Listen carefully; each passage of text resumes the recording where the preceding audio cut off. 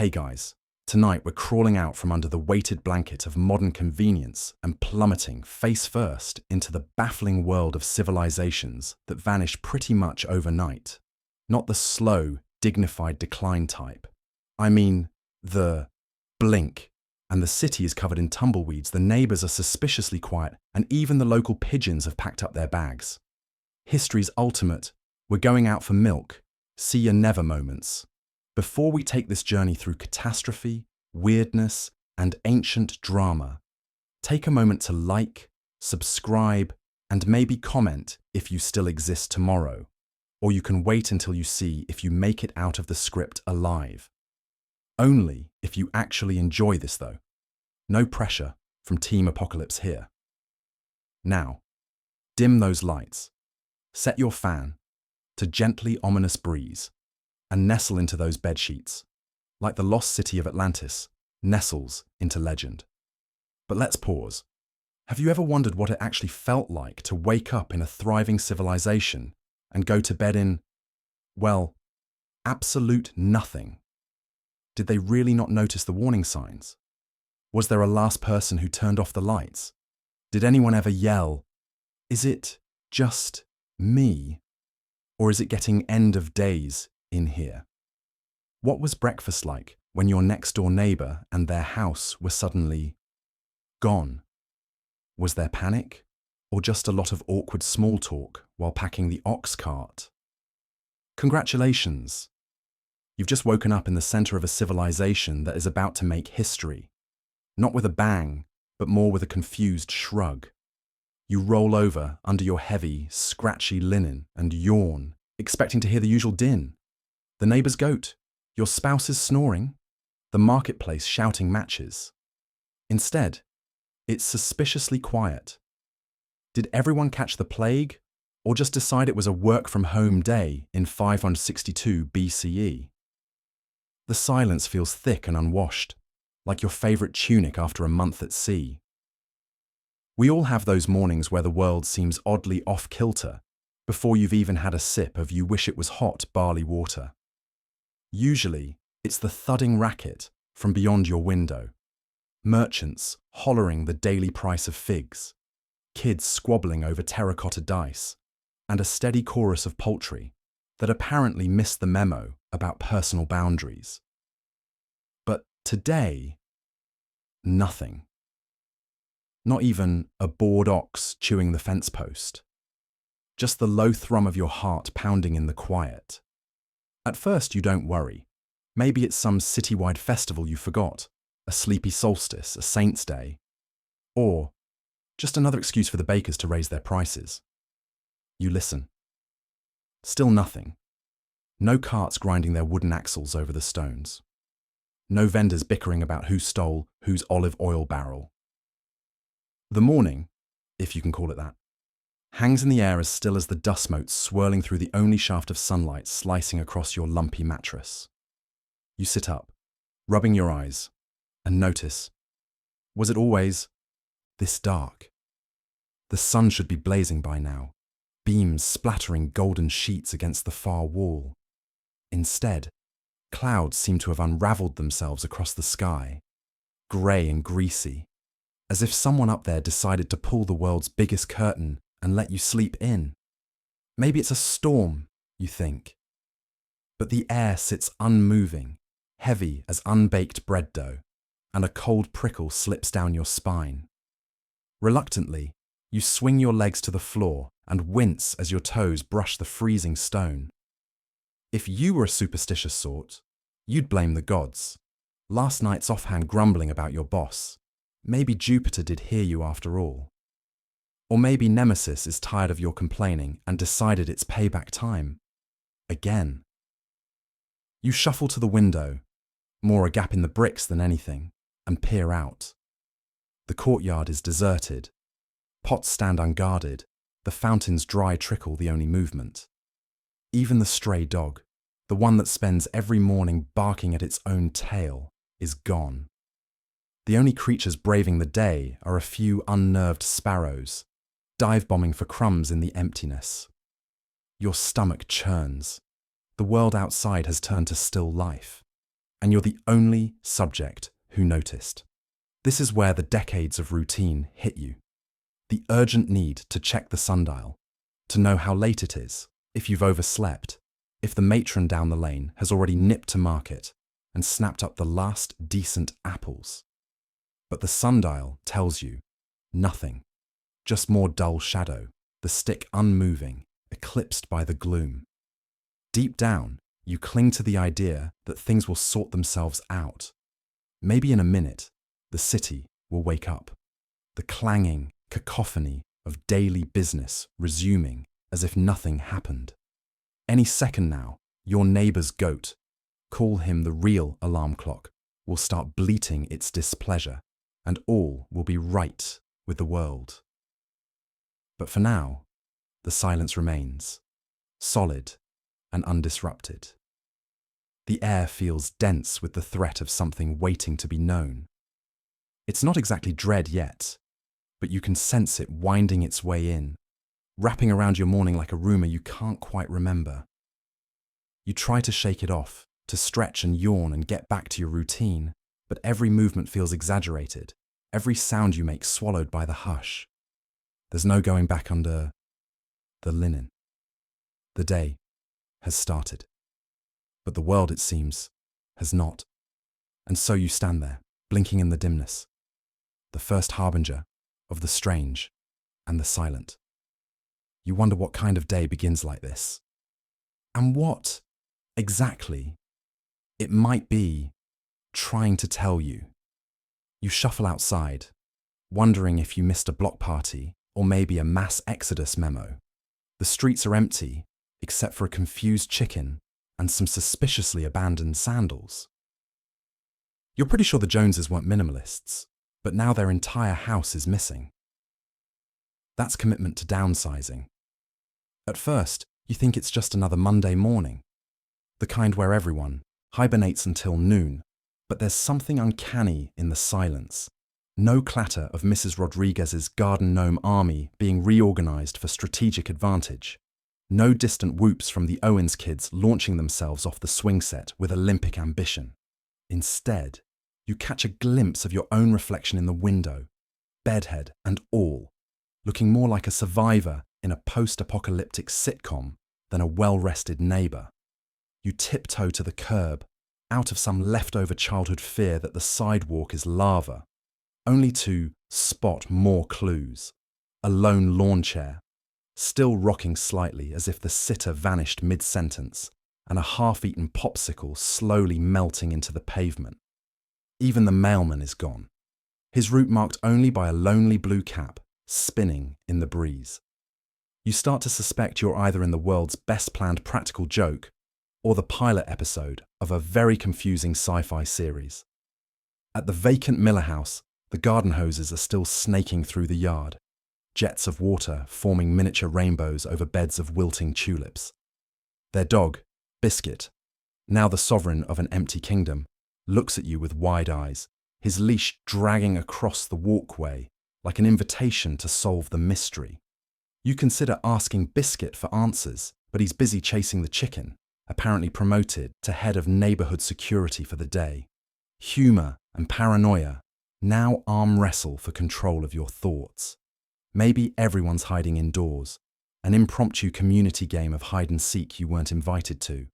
Or maybe, just maybe, the annual Homeowners Association BBQ was cancelled, and everybody spontaneously combusted from disappointment. Either way, your next logical move is surveillance. You crouch behind the recycling bins, dodging a wasp that clearly takes its security duties seriously, and begin to take mental notes. A strange humming fills the air, but it's only your neighbour's electric car recharging itself.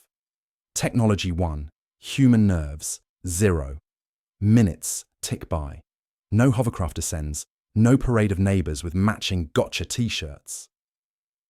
You pass the time by texting your friend Sam, known for his conspiracy theories. He fires back with 3 links about spontaneous neighbourhood disappearances, 1 blurry UFO video, and a meme about Bigfoot buying real estate. Encouraged, You check social media for signs of life. Nada. The neighborhood Facebook page has devolved into a handful of tense posts about whose turn it was to buy paper plates.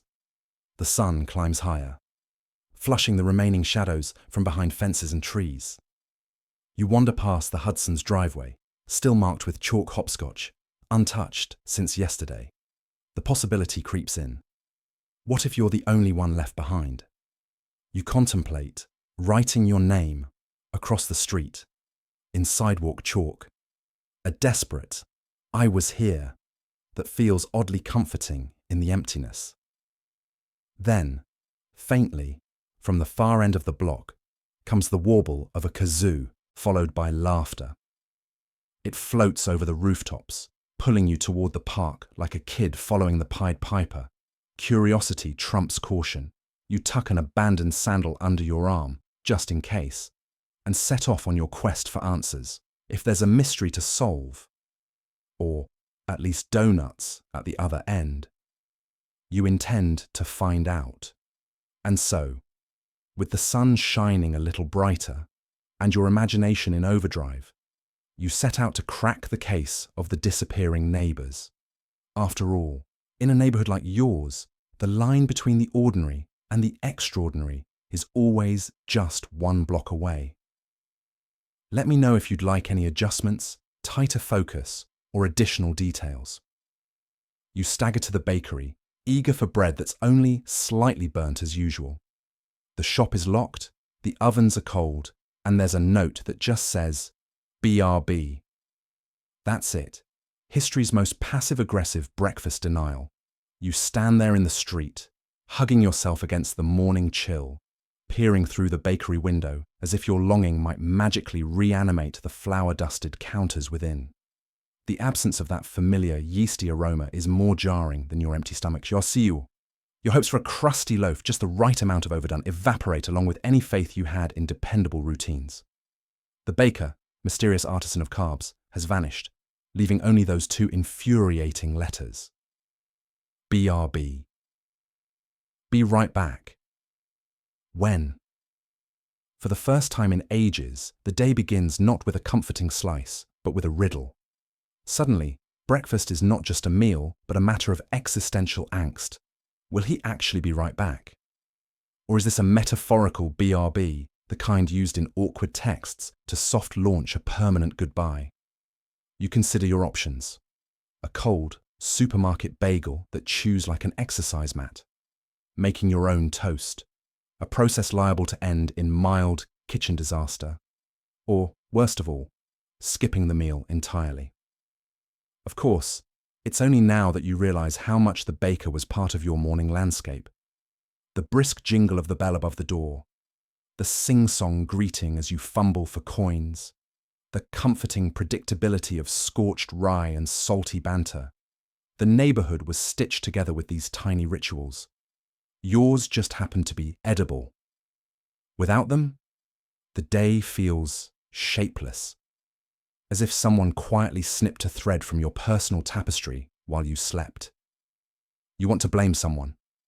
The economy, the weather, gluten-free fads, or maybe the baker's personal revelation that 3 a.m. is too early for any reasonable human to be awake. Maybe you'd even confront him if he was around, waving your empty coffee cup like a flag of breakfast surrender. But instead, there's only you, the locked door, and the echo of a routine abruptly interrupted. You wander off, but the loss follows you. The city seems out of sync, people shuffling around, all looking for something that might be missing. Every closed shop window now turns into a mini mystery. What stories sit behind glass that refuses to open? The coffee shop next door is open, but you find their pastries deeply mediocre, neither good nor bad enough to hold a grudge against. You try to eat around the hole in your morning. A hasty granola bar, a scalding cup of cheap office brew. None of it works. Later, you swap stories with someone at work who's also lost a favourite spot. He just left? Yeah. BRB, he wrote. Classic. This turns into a communal venting session, everyone sharing tales of lost butchers, bakers, and unconvincing candlestick makers. The breakfast crisis, it turns out, isn't just yours, it's citywide, a ripple effect of small closures. And as you listen, you realize the loss is about more than bread. It's about being left out of a secret, the kind of change that happens to you, never with you. By the end of the day, your hunger is gone, replaced by nostalgia, mixed with mild resentment. Will he ever return, cap pushed back, apron tied and oven roaring again? Or is this just another unceremonious ending to an everyday ritual? Tomorrow you'll come back, hoping for a miracle, or at least a mediocre bagel. But for now, you're left to ponder the empty promises of BRB and the bittersweet taste of breakfast for one. You wander to the marketplace, expecting crowds, noise, and the tang of unwashed vegetables. Instead, it feels spookier than your aunt's basement, just scattered turnips, a few lonely barter tokens, and one extremely nervous goat nibbling on what might be ancient legal documents. Where are the vendors shouting their daily specials? Where's the jostle of elbows and the heated debates over the true quality of the cabbages? It's as if the marketplace itself forgot its own purpose. A sign hangs crookedly above a deserted stall, reading, "Best melons in town." But the only thing beneath it is a faded receipt and a fly doing laps. The place gives off a sense of resignation, as if the townsfolk simply shrugged and decided marketing was optional, like accurate weather forecasts or properly labelling leftovers. The real puzzle is how anyone expects to make a living here. Selling is a weirdly subtle art, yet someone clearly neglected to pass down the basic skills. There's a sack of potatoes at the edge of your vision, lonesome and unloved, with a price scribbled in smudged chalk. No banner, no fanfare. If potatoes could sigh, these ones would. The only attempt at advertising is a disinterested teenager holding a sign that reads, simply, "Stuff for sale, maybe." He yawns in the face of commerce. Contrast this with how markets should work. Imagine a thriving bazaar, laughter over apples, secret recipes traded with a wink, the scent of something frying, making every passing dog whimper with longing. Vendors become performers, their banter as lively as the wares they parade. Even the worst carrot gets a spirited pitch, perfect for soups or throwing at your nemesis. Marketing is more than shouting, though. It's about storytelling, creating desire, staking social territory. Here, though, no one seems to care about creating a story at all. The economic result, predictable disaster. The produce doesn't move. Word doesn't spread. Reputations languish. No trust forms, and nothing is memorable except perhaps the goat. Markets, in essence, survive on marketing. It connects buyer to seller, first by attention, then by story, finally by trust. Remove any of these rungs, and you get this, a kind of economic limbo, attended by tumbleweeds and awkward silences.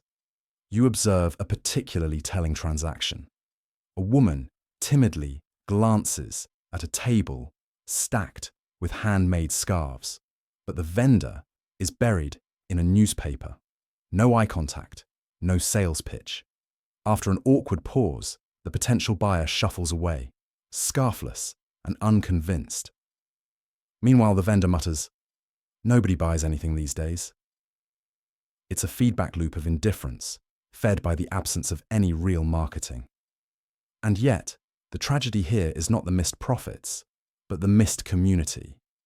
A good marketplace is not just transactional, it's transformational. Ideas are floated, partnerships made, locals feel seen and valued.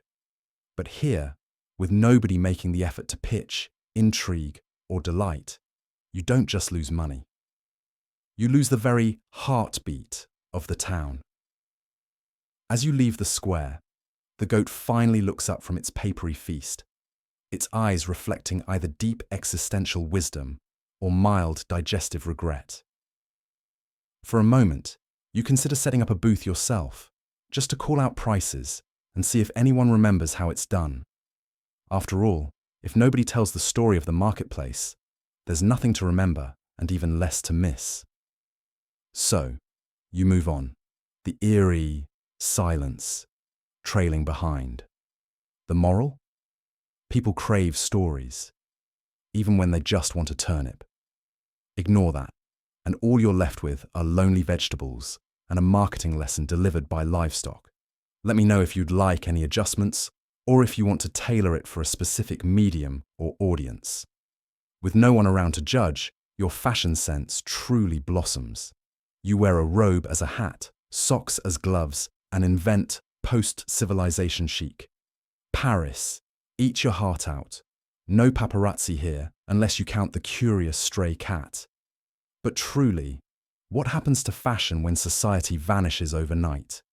Suddenly, there's no need for haute couture, no office dress codes, no smart, casual anxiety at dinner parties. The rack of never-worn formal wear gathers dust along with your meticulously organized necktie collection. Those uncomfortable shoes designed more for torture than walking, tossed aside in favor of fuzzy slippers and whatever sturdy sneakers you scavenge from abandoned department stores. If there was ever a time for athleisure, it's the era of the abandoned mall. Take a walk through this abandoned concrete catwalk, and you'll see the ultimate wardrobe freedom. Mismatched pajamas and an old Halloween costume. Why not? Wedding dress for a supply run. Go for it. The rules of fashion, once dictated by magazines and influencers, now bend entirely to your will, or your whimsy, or your need to blend in with wild vegetation as you scavenge for dinner. After all, there aren't any dress codes in the pantry aisle of a ghost town grocery store. Toa and camo. Suddenly, a hot runway look. Clothing transforms from status symbol to survival gear. A faded graphic tee becomes your brand. Cargo pants, now with extra cargo, tools, snacks, perhaps a friendly lizard, prove their worth. You begin to appreciate pockets in a way you never did before. You find yourself ranking jackets by warmth, water resistance, a number of hidden nooks for carrying scavenged batteries. Gloves become a coveted fashion accessory, not for their style, but for fending off stinging nettles or clutching icy doorknobs. Functionality becomes the new black. And yet, in this brave new world of who cares what you wear, you might still discover a surprising impulse to perform for your invisible audience. You select your scarf with maybe a little flourish, choose colours that match the sunset just because you can. You might start a fashion diary for your own amusement. Day 183. Today, I layered 3 flannel shirts, and honestly, I felt unstoppable. When humanity is gone, individuality remains, and sometimes dressing up is just for you and the ghosts. There's a liberation in donning whatever makes you happiest, whether it's practical, silly, or spectacularly impractical. You might even revive the lost art of fashion experimentation, raiding the remnants of forgotten wardrobes for inspiration. Each neglected closet in every abandoned house becomes a treasure chest. Maybe, through some cosmic whimsy, you find a sequined blazer and pair it with gardening boots, accidentally inventing a new style. Disco agrarian. As you strut by your reflection in the dusty store window, you realize you're both the model and the critic now. But don't be surprised if the ghost town starts to influence your taste. The muted earth tones of crumbling brick and mossy overgrowth subtly seep into your daily attire, and you find yourself camouflaging without even trying. You patch jeans with scraps of old curtains, reimagine thrift store scarves as head wraps against the wind, and layer everything because, as it turns out, no one remembers how to fix the heating anymore. Fashion, in a populationless world, quickly reveals what was always true. Clothes are armor, memory, celebration, and sometimes just practicality with a dash of flair. Where there's a person, there's fashion. Whether the audience is society, a stray cat, or simply the person you're becoming in a world all your own. So strut down that ruined boulevard with confidence. You might just be setting the trends for the next wave of civilization, or at least making the end of the world look fabulous. You wait for the town crier to provide his daily "all is well." Only nobody shouts, not a whisper. Your news app is broken, and you're stuck reading your neighbour's abandoned shopping list. Eggs, wine, escape plan. In olden days, the town crier was a walking push notification, clanging a bell louder than your phone's most obnoxious ringtone. He cut through the fog of uncertainty, delivering updates the moment you peered out your window. Important news, or sometimes just news about the importance of not rioting. The message, clear and public, drifted down the cobbled alleys. Everyone heard it, or could pretend to. If you missed it, that was on you and your questionable ear hygiene. Now, without that bellowing figure, you start to notice the emptiness that grows when official voices lose their reach. The air seems heavier, your mind runs scenarios. Is the water safe? Did they cancel the festival? Did Brenda finally return Jeremy's lawnmower? Or was that just wishful thinking? The collective pulse of the town begins to falter. The certainty of yesterday's repeated bulletins is replaced by swirling rumours and panicked group texts. All caps, triple exclamation points, and enough conflicting information to make you nostalgic for misinformation you can at least attribute to someone with a hat and a bell. You open your fridge and find the silence sitting there, tucked behind the milk, information used to come wrapped in ceremony. The crier's red coat, the mayor's sash, the fold-out chairs at the town square. The spectacle told you that, like it or not, you were part of something. Now, with your newsfeed spinning, you scroll deeper into uncertainty. Municipal Twitter is silent. Brenda's Facebook hints at drama, but offers no useful context. The whispers begin to fill in the gaps. Didn't you hear? The water's been replaced with ginger ale. They're letting goats into the library. Escape plan, escape plan, escape plan. Modern replacements show their cracks.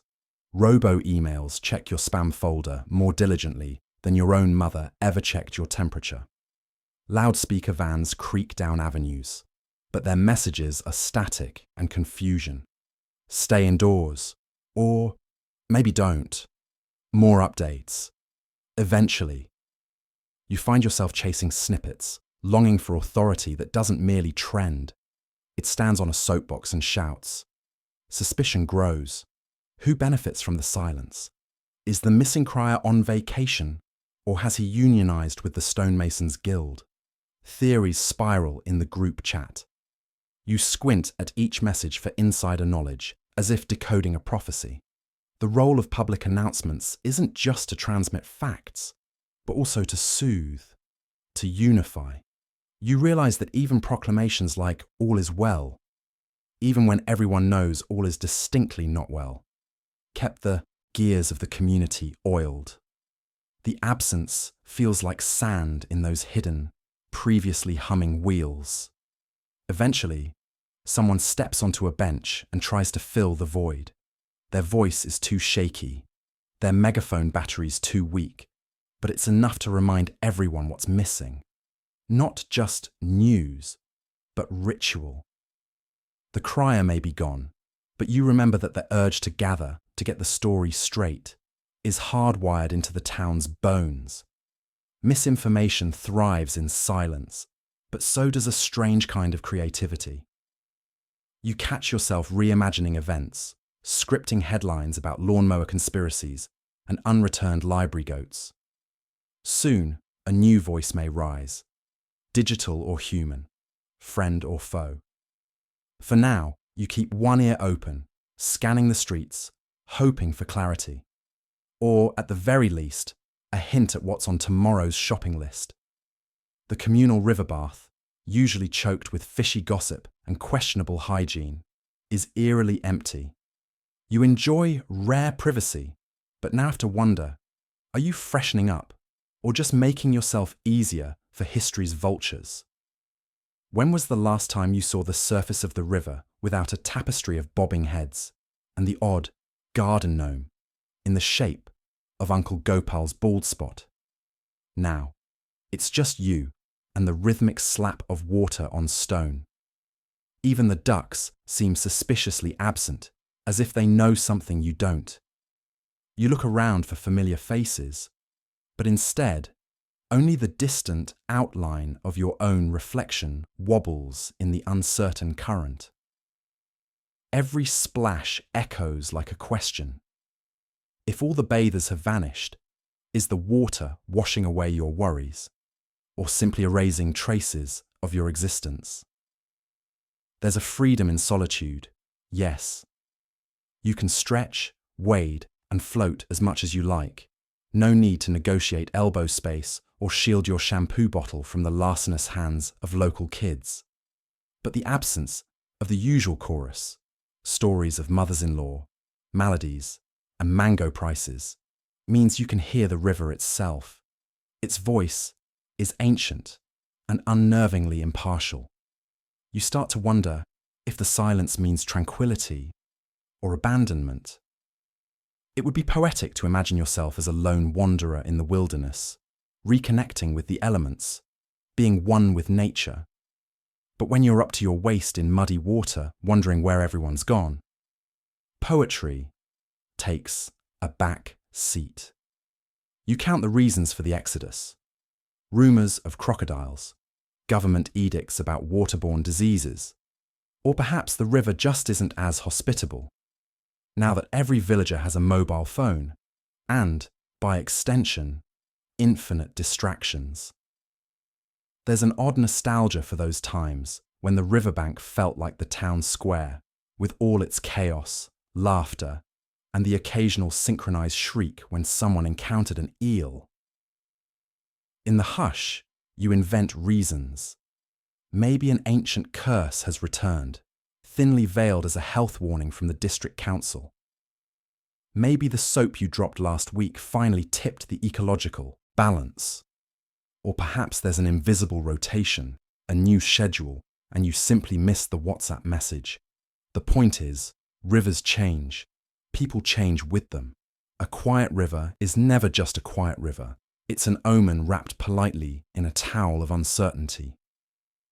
You catch yourself performing the rituals, soaping up, rinsing off, splashing your face. Less as acts of hygiene, and more as attempts to keep rhythm with a tradition that's losing participants. It's not just about getting clean. It's about feeling connected to something larger. A testament that you too are part of a chain running back generations. Now, with no witnesses, the gesture feels both heroic and slightly pitiful, like waving at a parade after everyone's gone home. Still, as you finally climb out, water streaming from your elbows, you can't help but feel a shiver of pride.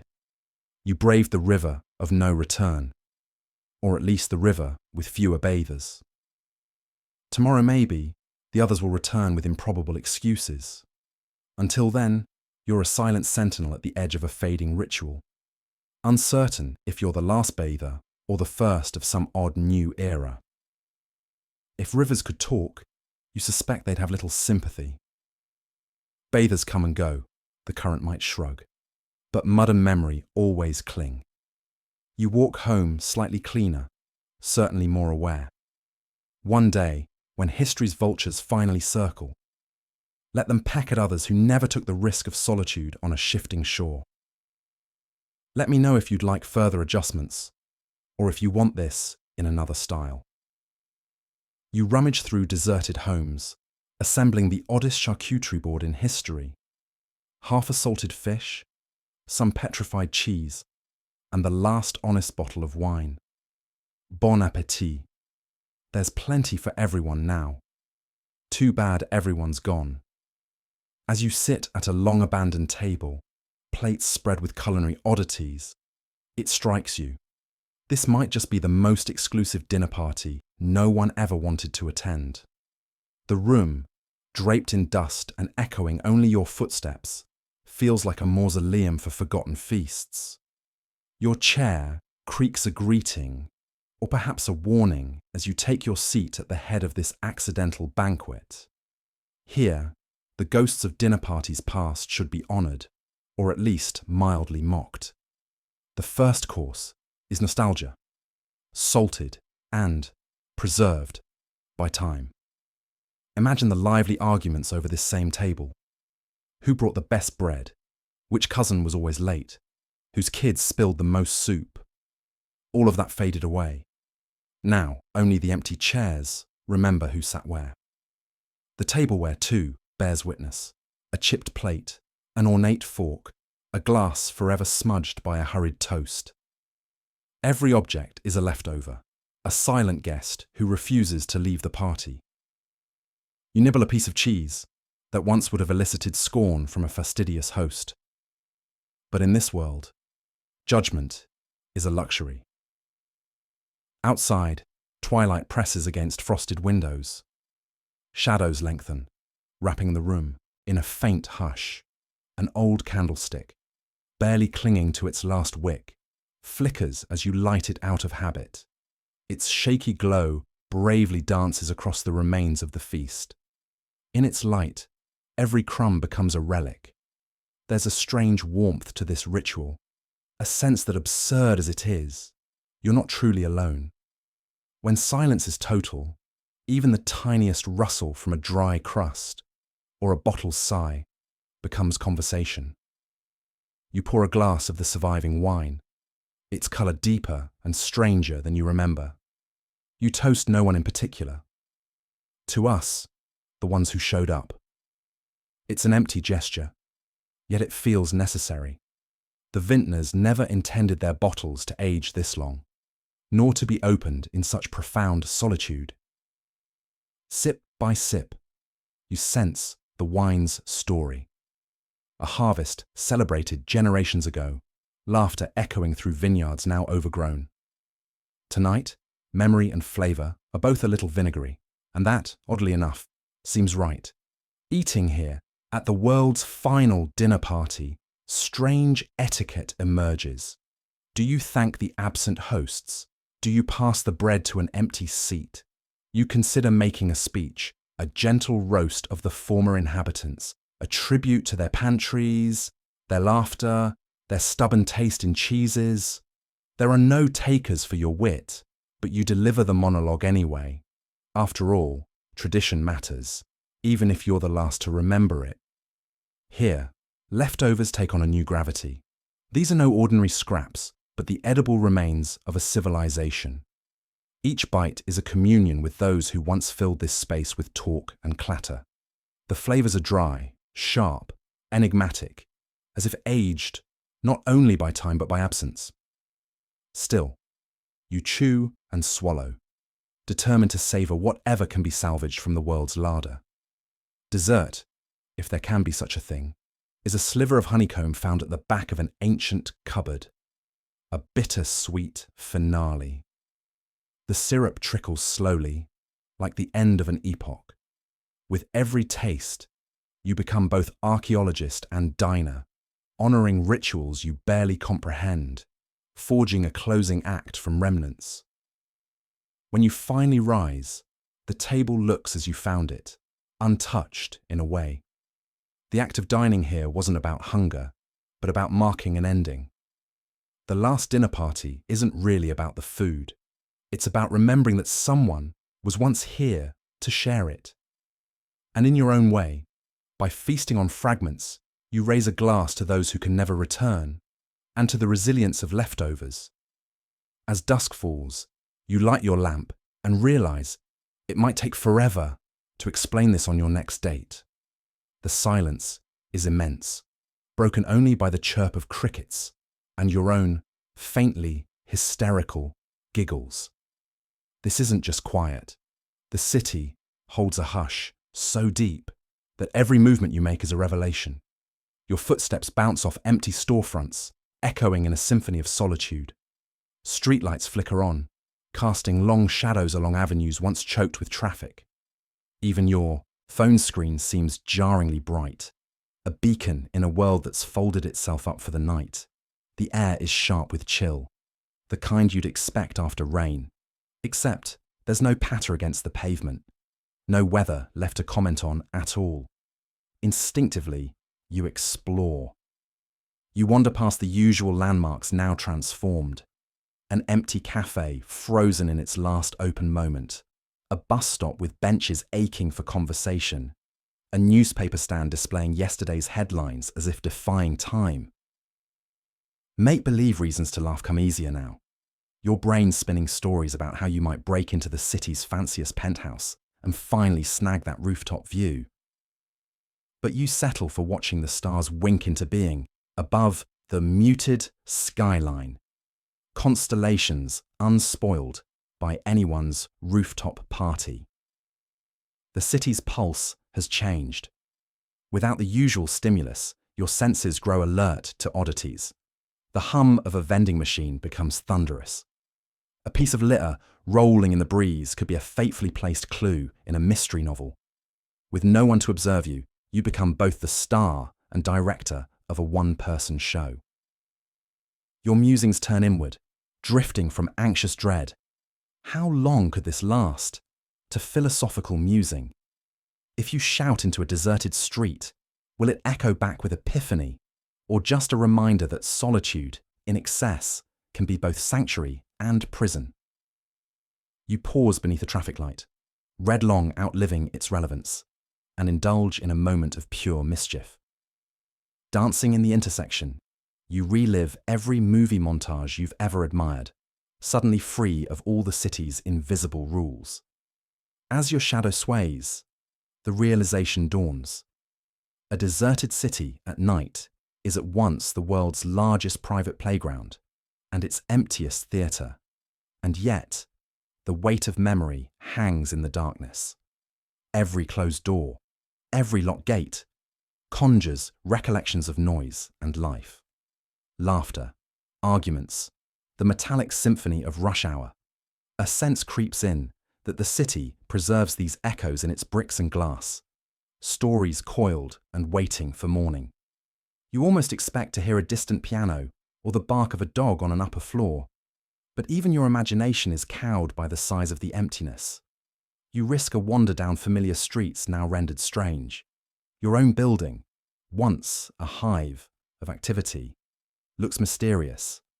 Every window dark, every name on the buzzer suddenly anonymous. You wonder about your neighbours. Are they wrapped in their own quiet quarters, or do they press their noses to frosted panes, searching for signs of life? Your lamp glows steady as you start back toward your temporary sanctum. The silence relaxes around you. You begin to notice new rhythms. The wind's soft push down a corridor of glass. The occasional buzz of a distant transformer. The odd, reassuring crunch of your own boots on gravel. Each becomes a kind of lullaby, a strange comfort in this world paused between breaths. On your next date, you'll struggle to capture the feeling. The odd blend of liberation and loneliness, of infinite space coupled with sudden smallness. Maybe you'll describe how the quiet threatened to swallow you until you found its gentler edge, there among the flickering lamplight and the chorus of crickets. Or maybe you'll just say, it was the kind of night that makes you want to whisper a secret, because you finally have the city's undivided attention. With streets empty and doors all unlocked, you go house shopping without a realtor. Every home is move-in ready if you don't care about paperwork, furniture, or the unnerving sense of abandonment that comes with ancient foreclosures. There is a strange etiquette in a world where no one is left to care who owns what. In the first weeks, the idea of changing addresses feels illicit, even sacrilegious. Your steps echo in sunlit foyers. You glance over your shoulder, half expecting a rightful owner to return with arms full of groceries, the day's normalcy shattered. But no one comes. Every home is a diorama. Dust settling on family photos, toy-strewn living rooms, and sticky notes that no longer matter. Real estate in absentia. Yours for the taking, if you don't mind the ghosts of other people's routines. You develop a system. Street by street, block by block. You test hinges, draw blinds for privacy, and, sometimes, simply sit in a stranger's kitchen, letting the novelty fade into utility. Gourmet chefs' stovetops, high-pressure rain showers, even in-ground pools. Amenities now as common as tap water. The scarcity is gone. What's left is the absurdity of abundance. At first, you try to upgrade each week, treating every move like a game of Monopoly. But soon, the homes themselves blur together. Colonial, modern, mid-century, all decaying at an eerily synchronized pace.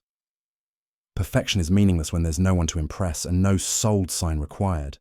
And yet, the longer you stay, the more the practicalities emerge. Luxury loses its luster. Instead of panoramic views, you start seeking the practical stuff. Working locks, stocked pantries, solar panels battered but functional. The labour of empty houses is relentless. Fridges hum to a stop when the grid falters. Pipes freeze and split in winter months. Maintenance becomes your nemesis. Every promise of move in ready quickly unravels, replaced by a catalogue of tasks, patching leaks, propping up broken fences, even scavenging for batteries and light bulbs in scattered junk drawers. Free real estate reveals itself as real work, ownership by default, not design. Sometimes, the proximity to other people's memories is overwhelming. You wander through meticulously decorated nurseries or flip idly through forgotten wedding albums, a voyeur in another life story. It's both temptation and torment. You can pretend, briefly, to inherit not only the real estate, but also its history. But the illusion cracks quickly. What you inherit is simply emptiness masquerading as opportunity. Curiously, new habits form. Nomadism becomes the new normal. No one roots themselves because permanence feels absurd when nothing is earned or kept. You rotate through houses when the weather shifts. The sunroom in spring, the cool stone cottage in summer, the wood-heated den in fall. Real estate is liquid. Addresses are ephemeral. The apocalypse, you realize, is not about deprivation, but about excess and the wry loneliness that comes from limitless choice. Sometimes, just for the ritual of it, you pick up a for sale sign left behind in a garage. You plant it in the front yard, a marker not for others, but for yourself. A small gesture to remember that once, ownership meant something more than shelter and silence. Now it means only this: finding warmth, for a while, in someone else's walls. After a time, the houses around you begin to fade in memory. No different from the motels you once stayed in on long road trips. Their peculiarities, creaky steps, stubborn windows, sagging porches, become the only evidence they were ever lived in at all. The rest recedes into quiet. A city's worth of homes still standing, waiting, but no longer belonging to anyone. This is the new real estate market. Infinite options, zero competition, no closing date. Just you and the legacy of other lives, wandering through empty rooms, searching for somewhere that feels, however fleeting, like your own. Armed with a bronze salad fork, you start digging for clues. Pottery shards, cryptic wall carvings, and one sandal with a mysterious bite mark. CSI. Disappeared. Civilization is off to a slow but grimly entertaining start. Though the salad fork might not be in the official archaeologist toolkit, your freshman enthusiasm is unstoppable. You scrape away a handful of sand, unearthing what could either be the remnants of a royal drinking vessel or last week's soup bowl. Both, you convince yourself, are of historical significance. Just think, the archaeologists who discovered Tutankhamun's tomb probably had no idea what half their finds were either. There's always a learning curve when you're, quite literally, digging into the past. As the makeshift excavation unfolds, you start compiling your list of evidence. Shards of pottery with odd patterns. Bones, perhaps from a feast or a family pet. Weirdly, everything is slightly chewed on, as if the world's most dedicated mouse had been here before you. You imagine an ancient rodent, the Indiana Jones of its time, nibbling its way through layers of history, leaving just enough behind to baffle future generations. You soon realize that context is everything. A broken plate found near what looks suspiciously like a communal fire pit. That could be the ancient neighborhood cookout spot. A cluster of small stones carefully arranged in a circle might not be meaningless after all. Maybe it's a child's toy, or the world's oldest long-lost board game. Every find, no matter how mundane, could offer a window into the daily life and snack choices of a disappeared civilization. Your investigation is fueled by pure curiosity. There's no grand museum director peering over your shoulder. Just you and the thrill of unearthing secrets. Still, you adopt the careful, methodical approach you've seen on late-night documentaries, measuring, sketching, and bagging every scrap. Occasionally, you pause to make up elaborate backstories for the artifacts you've uncovered. The sandal with the bite mark, clearly the footwear of a marathon runner, tragically interrupted mid-race by a rogue wild animal. The pottery shards, pieces from the ceremonial cheese, platter of a forgotten festival. It's not all whimsy. With every scrape and brush, you engage in the rigorous work of interpreting evidence. You puzzle over patterns, hypothesize why one wall is thicker than another, or argue with yourself over whether a strange stain is ancient wine or just mud. Sometimes, the answers elude you entirely, and your imagination fills in the blanks with stories that are at least as plausible as anything in the history books. The sun moves across the sky, and your pile of discoveries grows. You feel a strange kinship with the vanished inhabitants. Was this fragment once gripped tightly in someone's hand?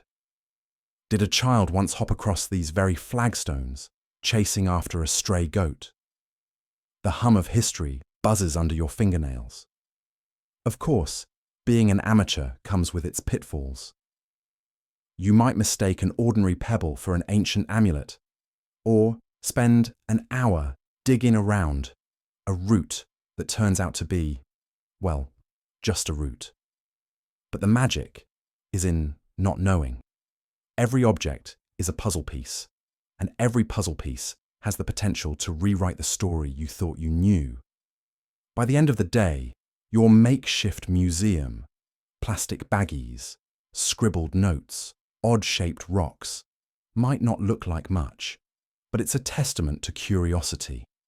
You're no Indiana Jones, and that salad fork definitely won't make it into any archaeology textbooks, but you'll walk away with something just as valuable, a sense of connection to long-gone people, and the certain knowledge that history is alive wherever someone cares enough to look. So, next time you stumble upon an old button in your backyard or a fragment of pottery at the beach, don't just toss it aside. Channel your inner amateur archaeologist, don your imaginary fedora, and dig a little deeper. You never know what stories you'll uncover. You find an ornate wedding invitation for a couple you've never met.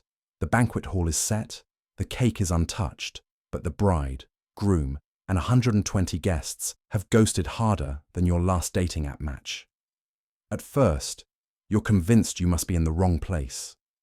You double-check the invitation, gold calligraphy, swirling across cream cardstock, promising an evening of eternal bliss and revelry at the Yale Grand Pavilion. Your feet echo as you cross the vast hushed lobby, half expecting a staff member to swoop in and explain that it's a private event, and you don't belong here. But nobody does. Behind glass doors, the ballroom is all glittering potential. 50 tables, each draped in ivory linens with polished silverware perfectly placed. Candles in delicate crystal holders, unlit, but ready, as if the mere arrival of laughter would ignite them. You wander further in, drawn by the towering wedding cake at the center. 6 layers of fondant perfection, with hand-piped sugar roses cascading down the side. The air smells faintly of vanilla and something just this side of expectation. You circle the cake. No fingerprints, no missing slices. Even the cake knife and server are untouched, shining next to a plate engraved with the names of the absent couple, Michael and Serena, whose faces are a blank in your mind. There are place cards at every table, each name printed with the same extravagant flourish as the invitation, but none ring a bell. You imagine introducing yourself to these 120 strangers who never came, reciting names like incantations: Cassandra Lee, seat 8A, Victor Brodsky, table 9. The silence in here isn't just quiet, it's anticipatory, like the room itself is holding its breath. Soon, you become aware that every element of celebration has been set, but none has begun. Along one wall, a live band's instruments rest in pristine formation, trumpets and saxophones gleaming, sheet music waiting for the first notes to soar. The dance floor, buffed to a luminous shine, lies completely undisturbed. There are party favors at each setting, tiny monogrammed boxes wrapped with navy ribbon. Whatever is inside, it's a secret that will remain unshared unless you open one yourself.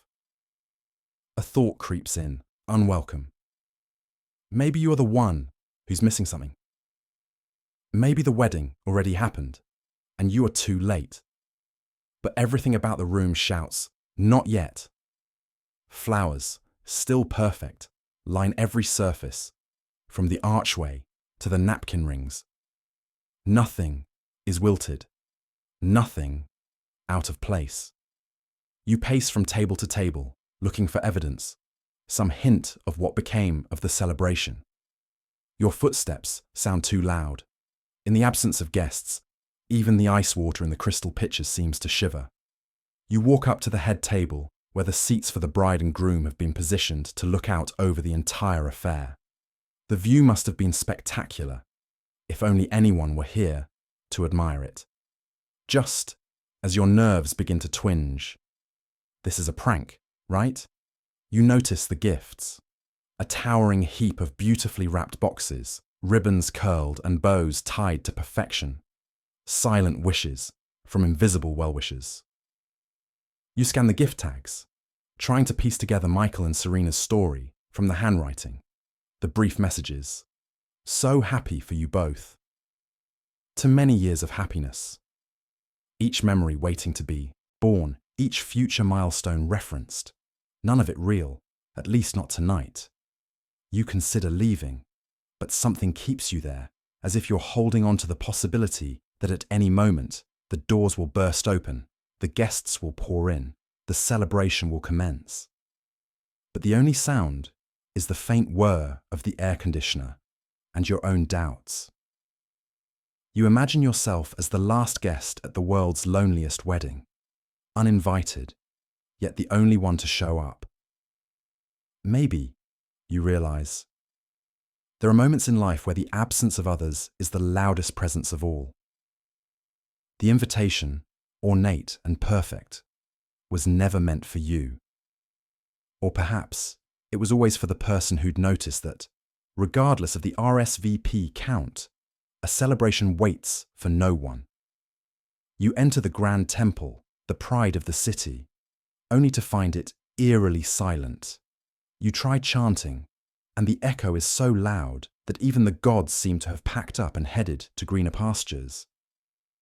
The air inside hangs thick with a mixture of dust and memory. Columns that once felt alive with activity now rise in mute testimony to absent worshippers. Here, under chandeliers which have long since surrendered their shine, you imagine the footsteps of a past congregation, footfalls almost as rhythmic as a heartbeat, a steady drum that kept the spirit of the place alive. But now, even the rats seem to tread carefully, as if not wanting to disturb the slumbering melancholy. Perhaps you picture yourself as an accidental archaeologist, uncovering holy relics left behind, a sacred bell with a cracked rim, an offering plate with a crispy note, long expired.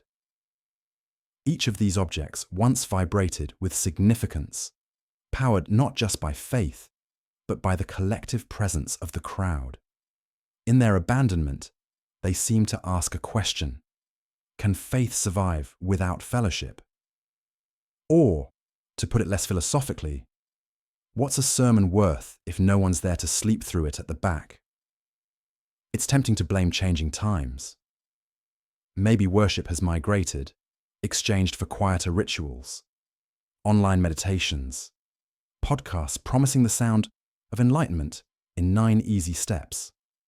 Maybe the old gods have switched to remote work too, checking in by Zoom and leaving their brick-and-mortar offices in the lurch.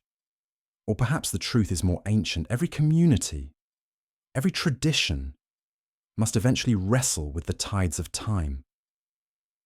This temple, once animated by ritual and shared purpose, now finds itself adrift, an island slowly eaten away by the sea of forgetfulness. There's something fascinating about sacred spaces unmoored from their congregations. They carry a dignity that persists, even in abandonment, a sense of hallowed ground, overgrown yet stubbornly special. You notice small signs that the temple still matters. Wilted garlands freshly added, a faint smear of kumkum, footprints leading up to an altar. Maybe not everyone has left. Sometimes all it takes is one faithful soul to keep a spark alive. Their devotion, performed in solitude, takes on a different tone. It is quieter, humbler, and perhaps, in its way, even more profound. Outside, the city surges on. Life hums with commerce, deadlines, and traffic horns. Urban jungles have only so much space for the sacred, and temples like this get overlooked, a casualty of relentless progression. But there's poetry in the neglect. The fissures creeping up old walls, the moss clinging to statues. These are nature's slow-moving brushstrokes, reminders that even holy places must return to earth eventually. You can't help but feel a pang of loss, not just for the vanished congregation, but for the sense of common purpose that once gathered them here. The temple stands as a silent question mark. What exactly is religion without the crowd? Is it the building, the rituals, the symbols, or is it the very act of gathering, a human yearning for connection with each other and with something larger than ourselves? And yet, in this silence, a different kind of spirituality lingers. The empty temple becomes a place for personal reflection, a sanctuary for stragglers, doubters, and dreamers. Perhaps after all the gods never left. Perhaps they only stepped back, leaving room for new questions, quieter prayers, and for the possibility that, one day, the echo of human voices will fill these halls again. In the meantime, you stand in the quiet, listening to your own heart, and imagine what kind of devotion might be reborn here, in a temple that has learned to wait. Now leading a ragtag crew of chickens, sheep, and a suspiciously intelligent dog, you ponder your new role, Lord of the Lost Livestock. At least someone still wants to be around you, even if they all expect snacks. The suburbs, once teeming with politely restrained golden retrievers and Instagrammable cats, have given way to something that looks more like a fable gone wrong. Around every abandoned cul-de-sac, bands of ex-pets pick through the remains of demolished pantries, wise to the food bins, but wary of the two-legged creatures who once insisted on dressing them for holiday cards. That's all over now. The cats, released from the tyranny of decorative bow ties, regard you with measured judgment from what used to be Mrs. Peterson's garden gnome collection. The dogs, they're sticking closer, nostalgia for belly rubs proving a force even doomsday can't quite shake. There's a pecking order, but it's a work in progress. Each dawn brings diplomatic incidents over territory and snacks. The chickens are lobbying for expanded roosting rights, egg-laying quotas a thing of the past. The sheep wander, democratically chewing whatever greenery they find, occasionally pausing to stare blankly at the horizon. Existential dread? Or just sheep stuff? Unclear. And then there's the dog, part border collie, part philosopher, who seems intent on organising the entire menagerie into a council. You suspect he's already plotting a dog-run government. He's reviewing possible constitutional amendments using a stick. Every new recruit adds another variable, another mouth to feed, another species-specific problem to solve. The goldfish staged a daring escape from their stagnant pond and now flop meaningfully at you whenever you pass by. Parrots, released indoors by cautious ex-owners, have claimed the rooftops. Their human voice mimicry echoes down the empty streets, offering surreal commentary. Who's a good boy? Who's a good boy? Not you, apparently. Not anymore. But as much as you make jokes about your makeshift fiefdom, all hail our chicken overlords. It's hard to ignore the pang of responsibility. These animals didn't choose this strange new world any more than you did. They're adapting, sure, but you're acutely aware that behind every wag, cluck, or plaintive bar, there's a story of abandonment, of gentle routines interrupted. You give out extra scratches and set aside the best bits for the shyest ones. Leadership, it turns out, is mostly about snacks, and not just for morale. In uncertain times, one act of kindness feels like a minor miracle. At first, you scoffed at the idea of attachment. But as days pass, you know all their names. You find yourself inventing elaborate narratives for each one. The backstory for the tabby who's always scowling. The secret aspirations of the flightless canary. The heroic quests of the half-blind rabbit, whom you now credit with at least 2 daring pantry heists. It's a coping mechanism. It's survival.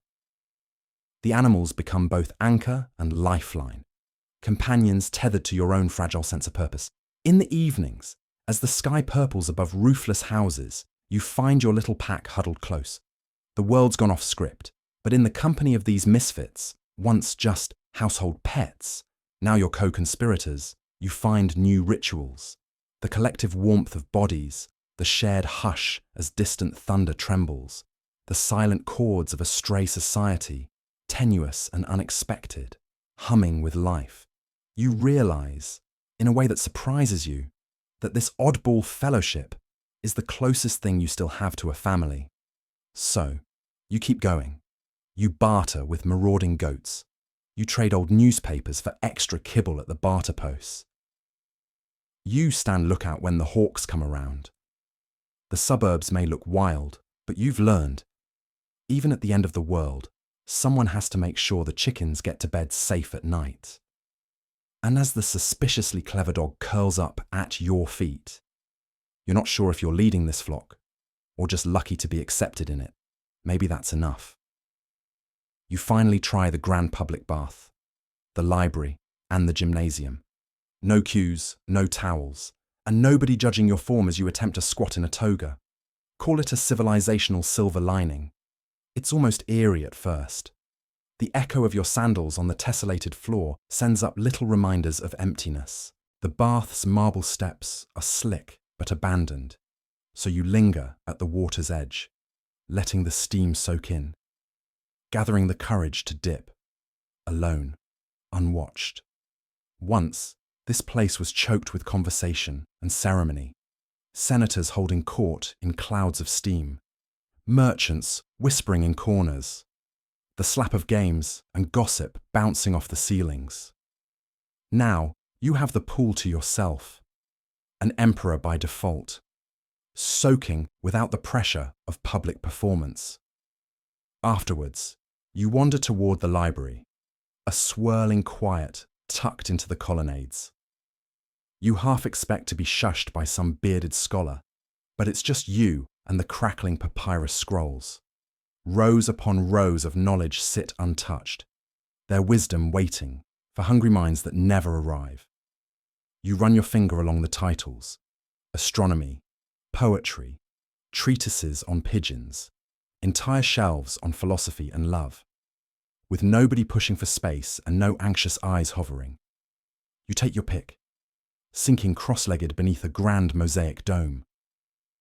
The silence, once daunting, now feels like a gift, an invitation rather than a rebuke. You read aloud, just to hear a human voice, and the acoustics make you sound like an oracle. The gymnasium is next, and here's where the contrast really sets in. Once a hub of flex muscles, flying discus, and collective grunts of effort, now the running tracks and wrestling pits are empty. You face the squat rack, a little unsteadily in your toga, but there's nobody to smirk when you fudge the stance or struggle with the sandbags meant to simulate boulders. You marvel at the freedom. Dawdle as much as you want, take breaks between sets, invent new forms. At some point, creativity takes over. Why not try balancing on the marble bench, or practice philosophically inspired stretches? Nobody's timing you. Nobody's critiquing. It's in this solitude that you begin to sense something deeper. On paper, the infrastructure of the city's social life still exists: baths to cleanse, libraries to enlighten, gyms to strengthen. But their purpose, built on shared ritual and communal aspiration, has evaporated. You remember old rumours of people pushing and jostling at the door, debates about whose philosophy was more fashionable, mobs of sweaty athletes vying for glory, or at least for attention. You get the amenities, but not the energy that once animated them. There is peace in this, yes, but also a hint of melancholy. The symmetry and splendour of these places, designed to bind a population together, now serve almost as dioramas, living museums of social interaction, but with the actors vanished. You think of your own daily rhythm, reshaped by abundance and privacy. The joys of convenient living are real. So is the quiet ache for something less tangible. It is a kindness to have time and space, but somewhere between the warm solitude of the baths and the empty thud of your sandals in the gym, you begin to wonder if humans are built for such luxuries without a little healthy friction. So you linger. You take long, slow walks through mosaic corridors, touch the cool stone of the library, and try to conjure up the bustle in your mind. You imagine the philosopher's debate echoing through the halls, the splash of water in the bathhouses, the chorus of laughter in the gymnasium. You are the audience and the performer at once, your every gesture magnified by the emptiness around you. One last citizen making use of an empire's gifts, wrestling with the echo of community in spaces now silent, and finding, amid the sudden glut of public amenities, the bittersweet luxury of perfect solitude. Lightning cracks. A drought follows a week of suspicious rain. The sky feels more ominous than your boss's Monday morning emails, and you begin to wonder if there's a connection between weird weather and even weirder disappearances. It's not just your imagination running wild. The town's unofficial historian, old Mrs. Bodkin, swears that back in '63 the river reversed when the wind soured, and everyone remembers the fog that tasted like copper before the Caldwell twins vanished. If it sounds like something out of an X-Files rerun, you're not alone. Half the neighborhood is peering nervously up at the cloud cover, logging sky anomalies in group chats, and speculating about the next big omen on social media. But strip away the folk memory and meme-worthy panic, and something concrete persists. The weather has gone off script. Overnight storms develop, then vanish before a drop lands on parched earth. Thunder rolls beneath cloudless skies. Pets pace the hallways at odd hours and power surges hit right as Grandma Mabel tunes into her soap opera.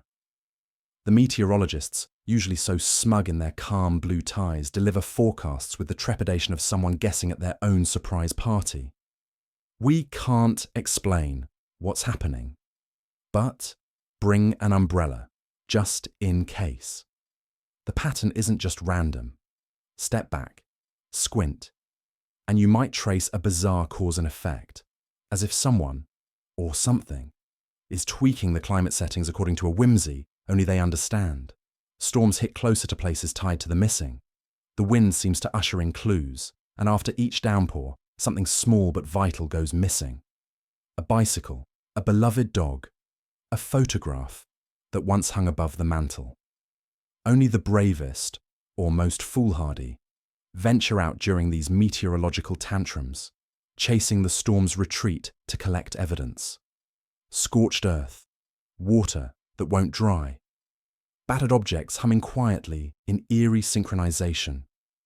For those seeking reason, theories multiply faster than clouds on laundry day. It's government experiments, whispers the conspiracy crowd, armed with weather maps and cryptic printouts. It's the work of the wraiths, offers Mrs. Bodkin. They're tugging at the veil twixt worlds. The pragmatics suggest faulty wiring and complicated jet streams, but even they start locking their doors a little earlier, just in case a stray gale carries in something not on the wind report. The children, inherently wise to the language of omens, start keeping journals. Today, the rain tasted like metal, scribbles one in looping handwriting. My dog barked at the shadows, writes another. The town's unofficial weather club goes full armchair detective, stringing together pins and yarn on corkboards, trying to find the moment where mundane weather turns spectacularly wrong. Through it all, a sense of expectation thickens the air, denser than the muggiest August. Nobody will say it out loud, but everyone feels as if the weather itself is trying to tell them something. Each looming cloud, each unnatural hush before a downpour, feels loaded with warning. It brings a caution not just to watch the forecast, but to listen for what lingers beneath the thunder, to look for patterns in puddles, drying in strange shapes on the sidewalk. In the end, whether you lean towards science or superstition, it's clear the strangeness isn't in the weather alone. The sky has become a messenger for mysteries brewing beneath the surface, a prelude to whatever is coming next. You clutch your coat tighter and peer upward, wondering, is the storm a warning or a welcome mat for something stranger still? No officials hunting you down for unpaid tithes. It feels wrong, somehow. Who will you blame for potholes and confusing bureaucracy now? A haunting freedom. You almost miss the threat of crisp letters embossed with government seals. Those subtle reminders that, whatever your life's victories or defeats, you are never entirely free of your civic obligations. Not anymore. No more dreading the knock on the door. No more feverishly gathering receipts in a midnight panic. No more last-minute online filings to keep yourself square with an invisible but ever-present ledger. The taxman, that perennial bogeyman in every working person's closet, has vanished. At first blush, this might seem like a cause for celebration. After all, the annual tango with tax forms is rarely a highlight. People gripe. They strategize over deductions and grumble about what is owed. Yet, beneath this annual ritual, taxes tether us to a shared fate. They nudge us, sometimes drag us into a sense of co-ownership over the roads we drive, the air we breathe, even the bureaucratic frustrations we face. The taxman, in his own way, is a sign that there is still a system worth paying into, a world operating outside your front door. So when he disappears, when your mailbox is barren of stern government notices, the first reaction is relief. The second is an unease that creeps in, cold and quiet. What happens to the world when no one collects the bill? Roads once patched and repatched fall into wild disrepair. Traffic lights blink out one by one, persisting on borrowed power until even the memory of order seems quaint. The little things, the unseen machinery of society, begin to grind and stick for want of that persistent, annoying hand demanding its share. Slowly, you start to notice the gaps. There's nobody to direct your outrage at when trash piles up on the curb, or water runs rusty from the taps. No municipal phone number to call, no irate letters to pen. The taxman, love him or loathe him, provided structure for grievances, a direction for your ire. In his absence, the blame diffuses. Like fog, it settles everywhere and nowhere at once. Do you take it upon yourself to fill potholes? Do you knock on the neighbour's door and propose starting a streetlight repair fund? Suddenly, collective problems are atomized, parcelled out by resignation and inaction. Of course, not all taxmen are benign, and not all taxes are fair. History overflows with stories of rank exploitation, of kings and governments squeezing people dry for gold-lined vaults and vanity wars. But taxes, ideally, are an act of trust, a wager that, by contributing, you join a project bigger than yourself. When the collector vanishes, suspicion creeps in beside the freedom. Was he ever needed? Was the ledger even kept straight? If accountability left with the collector, who is keeping score now? Days pass, months stack up. Without the implacable presence of tax season, the community's old rhythm unravels. School windows stay broken. Nobody fixes the park fence. The certainty that someone, anyone, should be responsible begins to dissolve. Private citizens rise to fill the void, sometimes with good intentions, sometimes simply for profit. Gatekeepers replace civil servants, and suddenly every public good costs just a bit more at the point of use. Taxes, for all their faults, at least try to even the field. Now, charity and chance hold sway. You get what you can afford, or what luck delivers. So, in the emptiness where the taxman once ruled, you confront a new kind of freedom, exhilarating, isolating, and heavy with the burden of what, or who, gets forgotten. An ancient bargain is broken. The taxman is gone, but his absence lingers, an invisible line between order and chaos. In the end, what the taxman kept wasn't simply your money, but a quietly binding promise of shared responsibility, a promise now as elusive as the empire that once backed it. The grain stores have been looted or left to the rats. You're now an accidental intermittent faster, reminiscing about the era of flavour, and wondering if moss might become a trendy new superfood. It's astonishing how quickly the human palate can pivot when survival's at stake. The thick slices of artisanal bread you once rejected for being too crusty are now the stuff of legend, tales told with the glazed reverence reserved for heroic sagas. The handful of wilted dandelion greens you snagged near the fence yesterday glimmer like emeralds in your mind. But the truth is, the food landscape has changed overnight. Forget about balanced meals. The only macros you're tracking are calories vaguely available today. Let's take a moment to appreciate how the rituals of eating have dissolved into practical, if desperate, improvisation. That frantic energy once spent on debating which takeout app had fewer, exorbitant fees now goes into prospecting for errant potato chips beneath couch cushions. The yearning for flavour, any flavour, nudges you to contemplate snacks once dismissed as foraged hazards. acorns, nettles, pine bark, the new names in pantry staples. The only thing plant-based about your current diet is the bitter aftertaste of gnawing envy towards squirrels. Foraging, invariably, has adopted a performative quality. Once dictated by artisanal cookbooks and farm-to-table manifestos, gathering food is now a public spectacle of creativity and grit. That neighbour, 2 blocks over, who made dandelion wine? Legend. The handful of survivors who turned expired flour into a vaguely edible bannock? Folk heroes. Urban foragers trade tips on edible weeds and the least offensive ways to prepare boiled shoe leather. All of this might sound exhilarating, even noble, in a post-apocalyptic way. But let's not glamorize it. By day 4, the culinary sheen wears off as reality bites, sometimes literally, if your foraging excursion uncovers only ant-infested crumbs.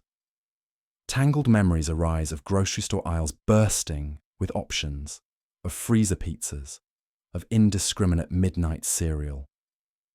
Now, you're rehydrating mystery beans found at the back of a shelf, swearing that even if your taste buds somehow adjust, you'll never forgive the betrayal of your own stomach.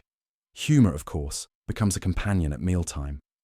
What else can you do when your dinner party consists of comparing notes on which invasive weeds pair best with dishwater broth? One silver lining. The social hierarchy of foodies and non-foodies collapses. There are no critics, only survivors swapping survival recipes for the least fibrous roots. The conversations are candid, absurd, and occasionally weirdly optimistic. Perhaps the future is a land of moss-studded casseroles. But here's where the resilient spirit shines through. Soon, the sharpest minds shift from scarcity-induced brooding to rough innovation. Makeshift fermentation projects sprout in empty jars, rooftop gardens reclaim a semblance of hope, and the scattered wisdom of historic famines finds new relevance. Knowledge once tucked away for trivia nights, like how to leaven dough with wild yeast or distinguish between edible and poisonous mushrooms, turns into a lifeline. Even through hunger, the rituals of sharing endure. If someone stumbles upon a forgotten apple tree, word quietly travels. And for a fleeting golden afternoon, there is a lineup and a sense of community. Someone claims cinnamon sticks last forever, and suddenly, cinnamon becomes currency and celebration. Sharing, bartering, and inventiveness replace mere consumption. The act of eating is, fundamentally, about perseverance and adaptation. In the chill twilight, over yet another simmering pot of possibility stew, the group gathers. There's laughter, mutual encouragement, and the quiet hope that, before long, food will once again be something savoured instead of merely survived. If you want it broken into specific subsections, or further in tune with particular nuances from your existing segments, such as more dialogue or specific references, let me know. Every clue points in a different direction. War, plague, angry gods, dramatic walkouts, or just a really good travelling circus. You interview yourself for answers and spread wild rumours to an empty piazza. The locals, those mythical eyewitnesses you imagine hiding behind faded terracotta shutters, are nowhere to be found. Were they ever really there? Or have they too vanished into history, leaving you alone to thread together the fabric of ancient hearsay? Gossip, it seems, travels faster than light, or at least faster than detailed record-keeping. You approach a marble statue, hoping for a whisper of truth, but even she keeps her secret sealed behind a smirk of indifference. You begin with the classic. Why did everyone leave? Perhaps it was war. Those were abundant, messy, and always good for an alibi. Theories swirl that a rival town, plucky and jealous, finally sent its warriors over the hills and chased away the population. You conjure the sound of distant trumpets, sandals slapping cobbles, curtains rustling as children are whisked out of harm's way. But then again, there's not much evidence of a siege. Besides, the only coop you see is the one in your gelato cup. Rumour number 2. Plague. A steady favourite among historians and screenwriters everywhere. You lean in theatrically. Did an invisible enemy slither in from the swamps at night, chasing everyone into the mountains? The mere mention of pestilence makes your imaginary interviewees shudder and clutch their imaginary shawls. But as you scan dusty records for mass graves or desperate carvings, you find little except the echo of your own speculation. The ghostly silence isn't punctuated by chaos, just an insistent emptiness. And what about the gods? Ancient cities were notoriously superstitious, and a few angry deities could put on quite a show. Did a string of bad omens, solar eclipses, blood-coloured rains, or that time the sacred goose went missing, cause a panic? Maybe the town oracle whispered a prophecy so dire that everyone packed their bags before lunch. Or maybe, you muse, it's just that the local god had taste and picked a better town downriver. Then, with a flourish, you trot out your personal favourite, the great dramatic walkout. Perhaps the town simply quit. Maybe the mayor resigned over a scandal involving too many olives, or the entire city council decided they'd rather take up fishing. "We're leaving," declares the hall crier in your reenactment. "And we're taking the amphore with us." It's the sort of story you want to believe. A people so dramatically fed up with their circumstances that they orchestrate the ancient world's first mass walk-off. Of course, there's always the travelling circus theory. Who wouldn't abandon a humdrum daily life if a parade of acrobats, talking camels, and magicians rolled into town? It's as whimsical as it is unlikely, but you entertain it anyway, picturing jugglers cartwheeling through abandoned alleys and elephants leaving more permanent marks than the town's own citizens. Ultimately, the fun lies not in the answers, but in the guessing. Ancient gossip is the world's oldest pastime, and every theory, however wild, is a thread tugged at by generations before you. You collect these rumours like shiny pebbles, arranging them on the piazza, in the hope that one will glow with truth. You try them on, one after the other, not minding if they don't fit. Maybe the last word will come from a forgotten inscription, or maybe the story will remain unresolved, a riddle wrapped in a rumour, waiting for the next curious traveller. And as dusk falls over the empty streets, you take comfort in the idea that, sometimes, history's greatest secrets are simply the best conversation starters. After all, the whispers of lost towns aren't meant to be solved. They're meant to be told, retold, and embellished until the stories themselves are as immortal as the stones beneath your feet. You pick your favourite spot, a bed, a bath, a throne room, and settle in. Every creak and groan of abandoned wood is a reminder. Nobody's around to steal your covers now. It's an odd luxury, this freedom to choose a sleeping quarters with the grandeur of ages. You run your hands over velvet dust, crumbling carvings, imagining who once argued over the best side of the mattress or complained about a cold draft. There are echoes, of course, but they're yours now to shape. Quiet, private, and slightly eerie. It's not quite comfort, but it has its own flavour of intimacy. Your breath taking the place of a long-gone dynasty's laughter. As you burrow into brittle blankets or nestle into whatever approximation of a pillow you can scrape together, an acute awareness settles in. In civilization, falling asleep often means surrendering your senses to the world's background noises. Conversations, late-night cars, the rising and falling rhythm of someone else's voice in another room. Here, sleep starts as an act of trust, not in people, but in the silence.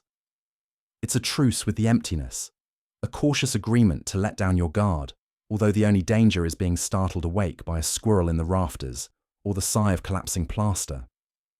After a while, the ruins start to become a sort of lullaby. Wooden beams gently pop as they settle. Plaster flakes drift down like slow-motion snow.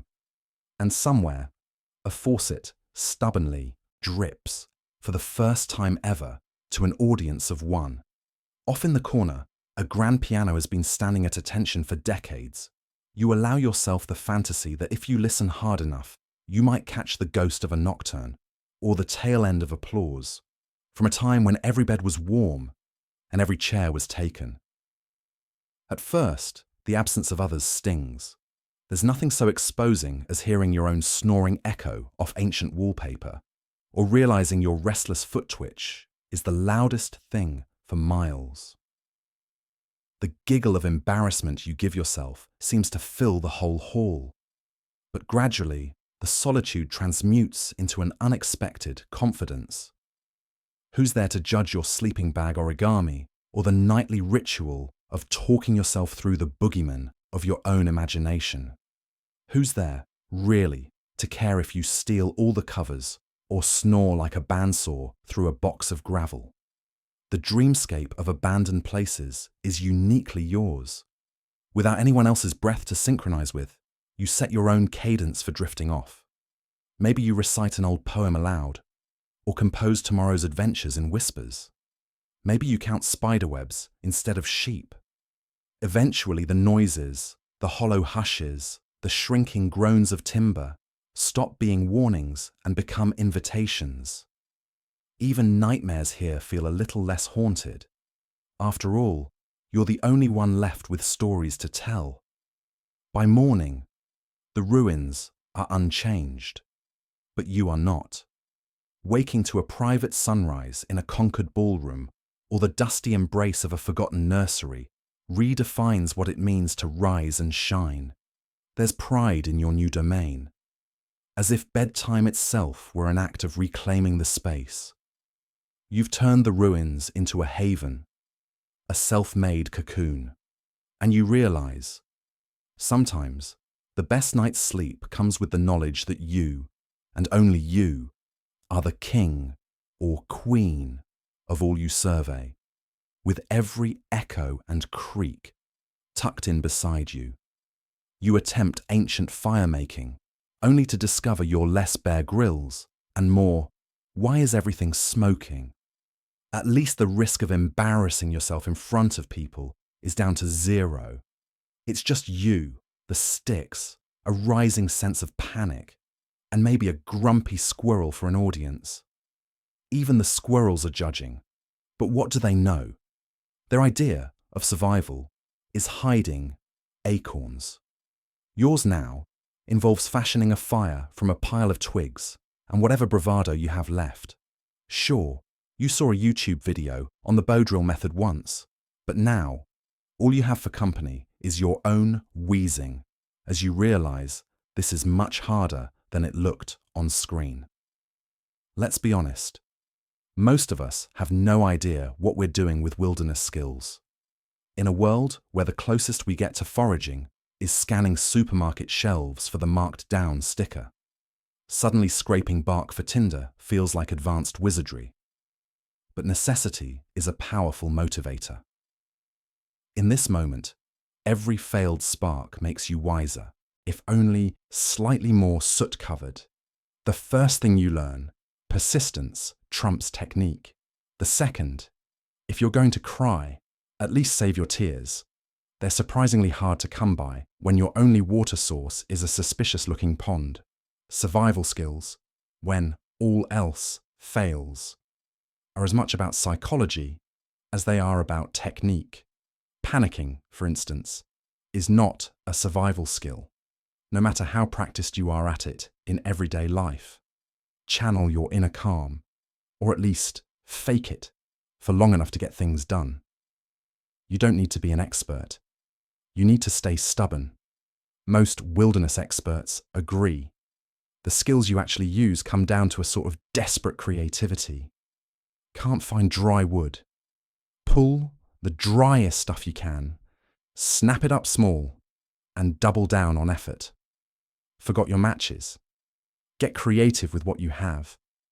reflective surfaces, batteries, or even a lens from your glasses can do in a pinch, and give you a nifty story for later, if you get out. Then comes shelter. Cue memories of elaborate tent setups. Here, shelter might mean draping a rain jacket over a low-hanging branch and telling yourself it's a minimalist approach. You improvise, stacking branches, draping leaves, trying to carve out a space that's slightly less exposed than the open ground. It's neither Instagram-worthy nor comfortable, but it reminds you, in survival, good enough really is good enough. Keep it simple, keep it secure, and remember, every mythic cave starts with a few sticks and hope held together by sheer willpower. Water comes next. Now's when every survival manual ever read comes flooding back.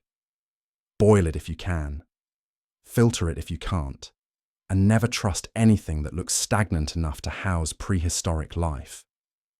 Each sip tastes a little like triumph, a lot like desperation, and sometimes, unfortunately, faintly like pond scum. But hey, dehydration is the real enemy, and, as the old saying probably goes, any port in a storm, any puddle in a pinch. You realize that survival is less about mastering complex skills, and more about breaking daunting problems into smaller, less overwhelming ones. You celebrate small victories, smoke before flame, shelter before darkness, a drink before dehydration. You start to see that while you may have started as the person who couldn't light a stove without instructions, you're becoming someone else entirely. The sort of person who, when there's truly no other choice, finds a way through, even if it involves a lot of trial, error, and dirty hands. Ultimately, when you've got nothing but a dwindling set of resources and mounting odds, your best survival skill turns out to be an unexpected combination. Relentless improvisation, a dash of courage, and the secret weapon of laughing at your own failure. Because if you can find humour in your smoke-filled face, you might just find your way home. Your dreams grow weirder every night. Visions of parades, laughter, bustling markets. Then you wake up alone in yesterday's socks, uncertain whether it's hope, madness, or bad cheese. It started innocently enough, a stray trumpet echoing down some phantom street, the smell of roasting chestnuts, the sense of a crowd swelling with anticipation. But each night, the fragments drift closer together. Scenes lengthen and sharpen. You find yourself haunted by faces you've never met, but somehow already miss. By songs with melodies that rise and fade before memory can grasp their words. Do these visions belong to you, or do they merely borrow your sleeping mind, passing through on some ancient migration route of dreams? After a while, it's hard not to start cataloguing these nocturnal visits. There's the old woman arguing about the price of apples, a pair of children darting beneath crimson banners, the shadow of a shopkeeper polishing glass jars in the blue glow before sunrise.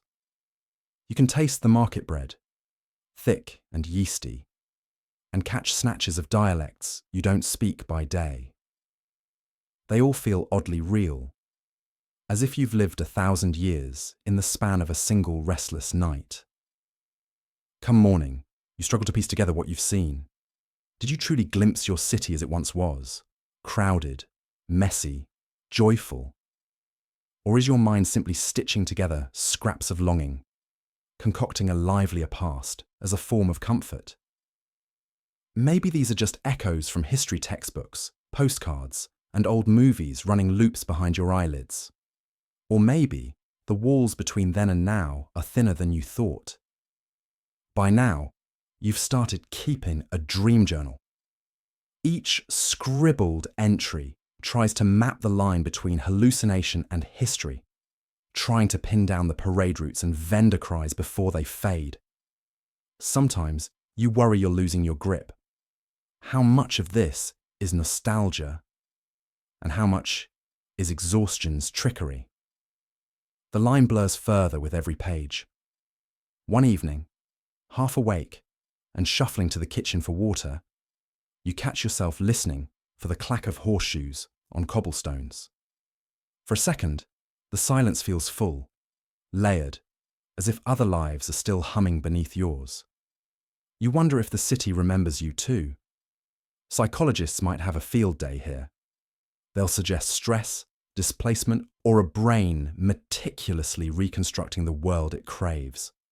Maybe dreams are just random firings, tangled memories trying on new costumes. But science, for all its certainty, can't quite account for the homesickness that comes laced through these visions. Sometimes the heart is a better historian than the mind. There's comfort in this sleep-induced time travel, even as it rattles your faith in waking reality. If you're hallucinating, at least your mind is creative. If you're not, perhaps you're lucky enough to be haunted by something true. Either way, your nights become a kind of rescue mission, piecing together the pulse of a lost community, or one memory at a time. By the 23rd dream, yes, you count them, the question turns. Is this evidence that the past clings to certain places, refusing to vanish? Or is it just proof that loneliness makes shadows dance in the corners? You start to greet your dream people as old friends, thanking them for their company, even as dawn steals them away. In time, you realize the answer may not matter. Whether your dreams are hallucinations or hidden diaries, they are yours. The past lives in your head now, stitched into rituals of waking and sleeping. Maybe that's how hope survives. We keep the city alive by dreaming it, again and again, until morning. You document your daily misadventures with charcoal on old parchment. If someone ever stumbles across your notes, they're going to think you were the strangest survivor in history. And they'd be right. But what else is there to do? In the silence that follows catastrophe, recording your bizarre triumphs and failures feels like an act of rebellion, a declaration that your story still matters, even if you're writing it for an audience of 0. The world may have shrunk to a few desolate miles, but inside your mind, you become your own scribe, archiving the everyday absurdity of survival. You note it all. The time you tried cooking stale crackers in rainwater, the epic battle lost to a squirrel for an apple, and the philosophical debates you have with the moon. Each scribble is less about accuracy and more about refusing to be forgotten. At some point, you start giving events grand names, like the Great Button Rationing or the Day of the Soggy Boot. With no one around to challenge you, the line between historical record and tall tale blurs delightfully. Eyewitness accounts, you're the only witness, and also, conveniently, the chief editor. Revisionist history has never been so personal. Did you really outwit that raccoon? Or did you just trip and drop your last granola bar? The truth is up to you, and to the imaginary council of future historians you sometimes consult as you write. Tone shifts between solemn and absurd. On one page, you eulogize a makeshift spoon lost to a muddy river, painting its brief existence with the seriousness of a fallen hero. On the next, you invent legends about an elusive creature that keeps stealing your socks. The act of documentation becomes a coping mechanism, a way to transform the loneliness and uncertainty into a narrative with beginnings, middles, and, perhaps someday, an ending. The histories you write anchor you to something bigger than this single moment, reminding you that all great epics are born from uncommon circumstances. Sometimes you catch yourself writing for the person you used to be, someone who had meetings, bills, deadlines. What would they think? Reading the entry about your many failed attempts to brew edible pine needle tea. Would they laugh or cringe? Either way, it's a connection. a makeshift bridge to the world that was, built from ink, memory, and a need for meaning. In the end, legacy becomes less about whether your story survives after you're gone, and more about how it shapes your survival right now. By becoming your own historian, you give shape to chaos, impose a kind of order on the formless days. Every entry is proof. You were here, you mattered, you turned struggle into story, even if the only audience is yourself and some curious raccoon sniffing around the margins.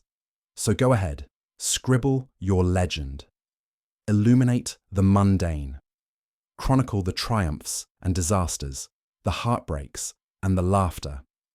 If civilization ever returns, maybe someone will find your yellowed pages and marvel at the survivor who prioritized storytelling as highly as food or shelter.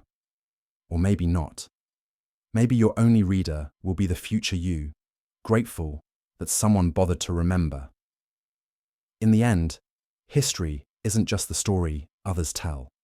It's the story you decide to leave behind. One quirky, stubbornly human entry at a time. And in a world where so much is uncertain, that act of witness, however imperfect, may just be the greatest legacy of all. Time slips by. Nature reclaims stone and wood. New neighbors, birds, ivy, maybe a confused archaeologist from the future, move in, slowly building oblivion over what once was the pride of your world. Imagine waking up one morning in the heart of your thriving metropolis, walking the cobblestone streets, greeting the neighbors, waving to the fishmonger. 1 week later, fate, and possibly a volcanic eruption, savage invaders, or economic collapse, historians still love to argue about it, decides to put an end to your daily routine.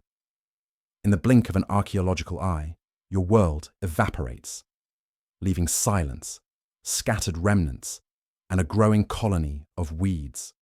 The clock continues to tick, but now it belongs to someone or something else. While the grass grows tall where you once laughed, and the only sounds are the calls of opportunistic crows or the gentle creak of collapsing roofs, somewhere out there, the world carries on unbothered. Trade routes shift, dynasties rise, and a neighbor you barely knew glances sideways, then finds new friends, or succumbs to the disconcerting urge to herd sheep in your empty courtyards. Your absence becomes yesterday's news before your footprints even fade.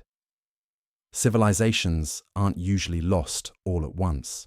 Sometimes they dissolve into rumor and shadow, their stories warped by gossip, then quietly misfiled in the archives of memory. The lucky survivors, those left to witness the aftermath, man the lonely outposts, scavenge from abandoned kitchens, and cultivate both vegetables and existential dread. There are no grand announcements, no sorry, we've closed signs on city gates. There's just the incremental adjustment, the realization that the market won't return, the streets will stay empty, and you'll have to teach yourself to appreciate the world's new improvisational soundtrack.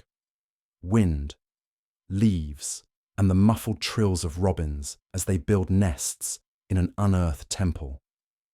In this quiet aftermath, life is less about heroics and more about making do. You might try to keep a semblance of old rituals. Maybe you dust off festival banners hoping someone will join you. Maybe you make up stories for the next generation, if there is one, explaining the vanished crowds with grand tales of gods, monsters, or tax collectors gone rogue. The archaeologists of tomorrow may speculate wildly about your goat-based economy, your pottery crusted with panic-baked bread, and your desperate attempts at singing to stave off loneliness. And yet, there's an odd comfort that comes with being history's footnote, a member of the club of the dramatically departed.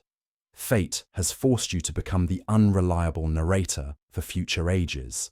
You might not have saved the world, but you mastered the ancient art of muddling through, one confusing day at a time.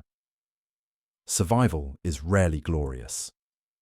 Usually, it looks like warming your hands by a crumbling hearth, clinging to routines, and navigating the uncanny silence where once there was laughter.